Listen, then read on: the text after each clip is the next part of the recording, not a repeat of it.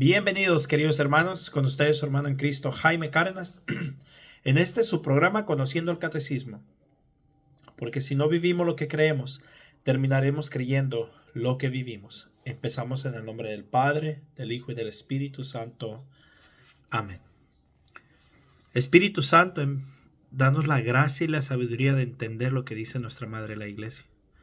Guíanos hacia una conversión auténtica, hacia un tiempo de gracia, que lo necesitamos en estos tiempos en nuestra Madre la Iglesia. Te pedimos que nos des sabiduría y discernimiento para entender la palabra de nuestra Madre y la palabra de Dios. Te pedimos, Espíritu Santo, que nos des docilidad y entendimiento. Todo esto te lo pedimos por la intercesión de nuestra Madre Santísima, en el nombre del Padre, del Hijo y del Espíritu Santo. Amén. Pues bien, vamos a continuar con la reconciliación de la Iglesia con el numeral 1443. Durante su vida pública, Jesús no solo perdonó los pecados, también manifestó el efecto de este perdón. A los pecadores que son perdonados les vuelve a integrar en la comunidad del pueblo de Dios, de donde el pecado los había alejado e incluso excluido. Un signo manifiesto de ello es el hecho de que Jesús admite a los pecadores a su mesa. Más aún, Él mismo se sienta a su mesa, gesto que expresa de manera conmovedora a la vez el perdón de Dios y el retorno al seno del pueblo de Dios. Esto es verdad, mis hermanos. Dios perdona, incluso nos devuelve a entrar al seno del pueblo de Dios. Pero cuando nos arrepentimos y decidimos convertirnos. No nomás porque Dios es amor y nos perdona, sino que tiene que haber un acto de nosotros también. El numeral 1444. Al hacer partícipes a los apóstoles de su propio poder de perdonar los pecados, el Señor les da también la autoridad de reconciliar a los pecadores con la Iglesia. Esta dimensión eclesial de su tarea se expresa particularmente en las palabras solemnes de Cristo y Simón Pedro. A ti te daré las llaves del reino de los cielos. Y lo que ates en la tierra quedará atado en el cielo, y lo que desates en la tierra quedará desatado en el cielo. Mateo 16:19. Yo no sé qué parte de esto no entiende el hermano no católico.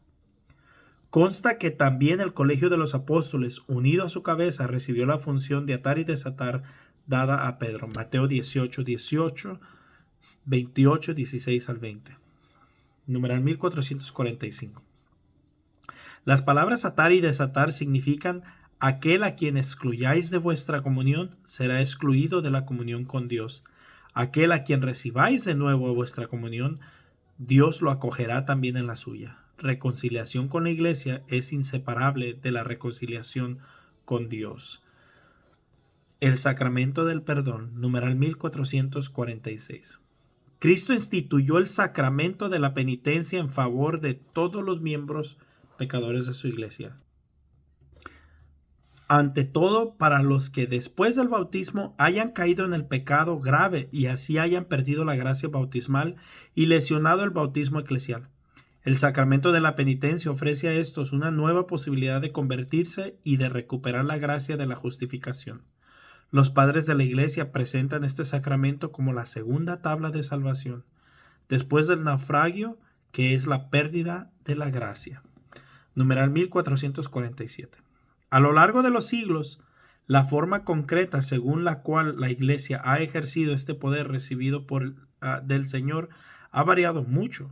Durante los primeros siglos, la reconciliación de los cristianos que habían cometido pecados particularmente graves después de su bautismo, por ejemplo, idolatría, homicidio y adulterio, estaba vinculada a una disciplina muy rigurosa, según la cual los penitentes debían hacer penitencia pública por sus pecados, a menudo durante los largos años antes de recibir la reconciliación. A este orden de los penitentes, que sólo concernía a ciertos pecados graves, sólo se era admitido raramente y en ciertas regiones, una sola vez en la vida.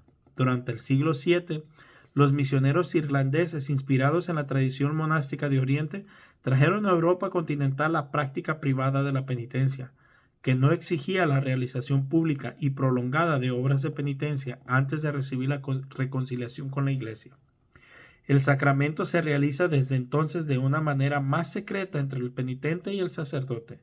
Esta nueva práctica proveía la posibilidad de la reiteración del sacramento y abría así el camino a una recepción regular del mismo.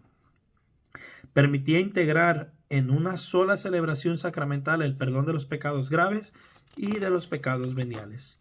A grandes líneas, esta es la forma de penitencia que la Iglesia practica hasta nuestros días. O sea que antes eran más rigurosos comparado a ahorita. Numeral 1448. A través de los cambios de la disciplina y la celebración de este sacramento han experimentado a lo largo de los siglos, se descubre una misma estructura fundamental. Comprende dos elementos igualmente esenciales. Por una parte, los actos del hombre que se convierten bajo la acción del Espíritu Santo, a saber, la contrición, la confesión de los pecados y la satisfacción. Y por otra parte, la acción de Dios por el ministerio de la Iglesia. Por medio del obispo y de sus presbíteros, la Iglesia, en nombre de Jesucristo, concede el perdón de los pecados. Determina la modalidad de la satisfacción, ora también por el pecador y hace penitencia con él. Así el pecador es curado y restablecido en la comunión eclesial. Numeral 1449. La fórmula de absolución en uso en la Iglesia latina expresa el elemento esencial de este sacramento. El Padre de la Misericordia es la fuente de todo perdón. Realiza la reconciliación de los pecados por esta Pascua de su Hijo y el don de su Espíritu a través de la oración y el misterio de la Iglesia. Dios Padre misericordioso, que reconcilió consigo el mundo por la muerte y resurrección de su Hijo y derramó el Espíritu Santo para la remisión de los pecados, te conceda por el ministerio de la Iglesia el perdón y la paz, y yo te absuelvo de tus pecados en el nombre del Padre y del Hijo y del Espíritu Santo. Esa es la frase que nos dicen cuando nos confesamos y ya nos van a dar la absolución. Precisamente esta es la frase. Como pueden ver, es Dios quien concede ese poder y se lo pasa a la Iglesia, y el ministerio y los ministros de la Iglesia lo ejercitan. Los actos del penitente. Numeral 1450. La penitencia mueve al pecador a soportarlo todo con ánimo bien dispuesto. En su corazón contrición, en la boca confesión, en la obra toda humildad y fructífera satisfacción. O sea que tiene que haber un cambio de nuestra vida, tiene que haber un deseo de cambiar, de dejar el pecado, un deseo de que nos duela el pecado. Si no, no es una buena confesión. La contrición. En numeral 1451. Entre los actos del penitente, la contrición aparece en primer lugar. Es un dolor del alma y una detestación del pecado cometido con la resolución de no volver a pecar. Numeral 1452. Cuando brota del amor de Dios amado sobre todas las cosas, la contrición se llama contrición perfecta, contrición de caridad. Semejante a contrición perdona las faltas veniales. Obtiene también el perdón de los pecados mortales, si se comprende la firme resolución de recurrir tan pronto sea posible a la confesión sacramental. Numeral 1453. La contrición llamada imperfecta es atrición.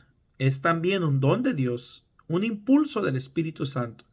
Nace de la consideración de la fealdad del pecado o del temor de la condenación eterna y de las demás penas con que es amenazado el pecador. Tal conmoción de la conciencia puede ser el comienzo de una evolución interior que culmina bajo la acción de la gracia.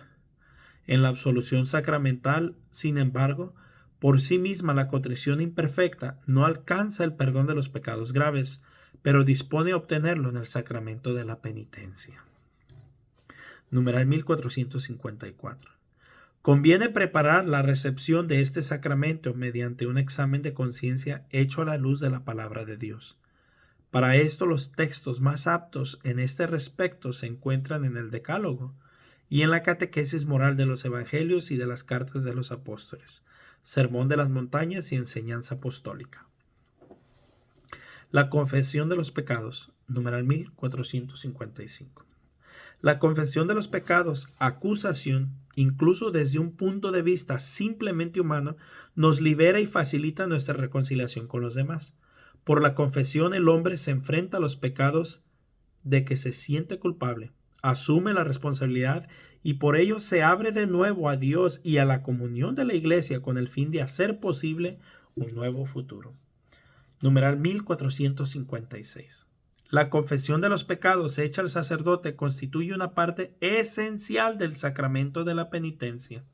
En la confesión, los penitentes deben enumerar todos los pecados mortales que tienen conciencia tras haberse examinado seriamente.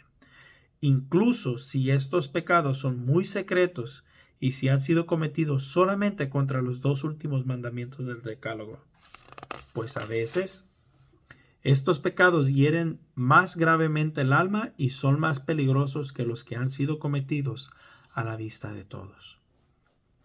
Cuando los fieles de Cristo se esfuerzan por confesar todos los pecados que recuerdan, no se puede dudar de que están presentando ante la misericordia divina para su perdón todos los pecados que han cometido. Quienes actúan de otro modo y callan conscientemente algunos pecados no están presentando ante la bondad divina nada que pueda ser perdonado por la mediación del sacerdote.